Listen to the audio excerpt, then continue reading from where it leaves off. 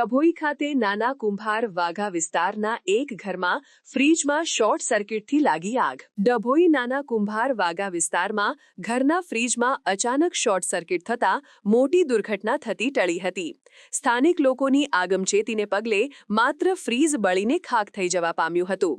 આગ વિકરાળ બને તે પહેલા જ ડભોઈ નગરપાલિકા ફાયરની ટીમ દ્વારા ફ્રીજમાં લાગેલ આગ પર કાબૂ મેળવી લેતા ઘર માલિકે હાશકારો મેળવ્યો હતો। જો કે ઘર માલિકને આશરે 25,000 જેટલું નુકસાન થવા પામ્યું હતું। ડભોઈ નાના કુંભાર વાગા વિસ્તારમાં રહેતા અશોકભાઈ ડાહ્યાભાઈ પ્રજાપતિના ઘરના રસોડામાં મૂકેલ ફ્રીજમાં અચાનક શોર્ટ સર્કિટ થતાં આગ લાગવાની ઘટના પ્રકાશમાં આવી છે। જો કે સમગ્ર ઘટનાને લઈ સ્થાનિકો દોડી આવ્યા હતા અને ડભોઈ નગરપાલિકા ફાયર ટીમને જાણ કરતા ગણતરીની મિનિટોમાં ફ્રીજમાં લાગેલ આગ પર કાબૂ મેળવી લેવાયો હતો। સમગ્ર ઘટનામાં ફ્રીજ બળીને ખાખ થયું હતું, જ્યારે મોટું કોઈ નુકસાન ન થતાં ઘર માલિકે હાશકારો મેળવ્યો હતો।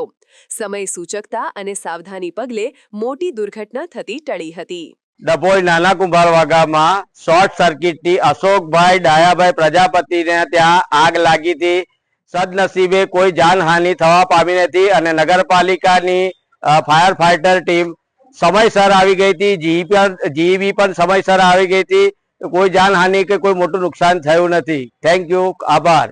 નાના કુંભાર વાગા અશોકભાઈ ડાયાભાઈના ત્યાં શોર્ટ સર્કિટ થવાથી આગ લાગેલી અને ત્યાં આજુબાજુના સ્થાનિક લોકોને જાણ થતા કોઈ પણ બધા મદદે આવી ગયા અને કોઈ પણ પ્રકારની જાનહાનિ થાય એવું હતું નહીં।